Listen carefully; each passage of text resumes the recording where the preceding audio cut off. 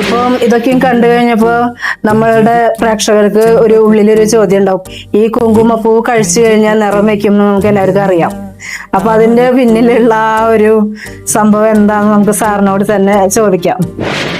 ഇത് കണ്ടോ, നമ്മുടെ വിത്തുകളെല്ലാം വിരിഞ്ഞ് നല്ല ഭംഗിയായി നിൽക്കുന്നുണ്ട് കേട്ടോ.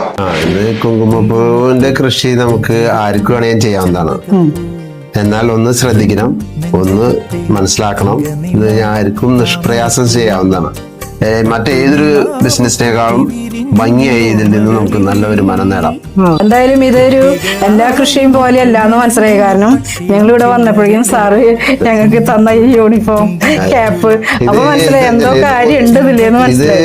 ഇതിന്റെ കണ്ടോ കോൺസ് ഡെവലപ്മെന്റ് ഒന്നും ഇന്ത്യയില് നമ്മൾക്ക് ആവശ്യമുള്ളതിന്റെ 90% വിദേശത്തു നിന്നാണ് കൊണ്ടുവരുന്നത്. അതിൽ നിന്നും മനസ്സിലാക്കാൻ നിങ്ങൾക്ക് ഇന്ത്യയിൽ നല്ലൊരു മാർക്കറ്റ് ഉണ്ട്. ഈ കുങ്കുമപ്പൂവ് കൃഷി ചെയ്യാനായിട്ട് ആർക്കെങ്കിലും ഒക്കെ താല്പര്യം ഉണ്ടെങ്കിൽ നമ്മൾ സാറിന്റെ വാട്സപ്പ് നമ്പർ സ്ക്രീനിൽ നമ്മൾ ഷെയർ ചെയ്യുന്നതായിരിക്കും. കുങ്കുമപ്പൂവിന്റെ പ്രൊഡക്ഷനെ കുറിച്ചുള്ള ക്ലാസ് ആണ് ഇവിടെ നടന്നുകൊണ്ടിരിക്കുന്നത്.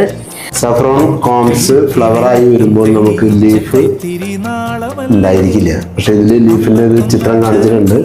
ഇതിന്റെ ലീഫ് ഒരടി ഹൈറ്റ് ആണ് പരമാവധി വരുന്നത്. സാർ ഇതിന്റെ എങ്ങനെ ഡെയിലി ക്ലാസ് ഉണ്ടോ?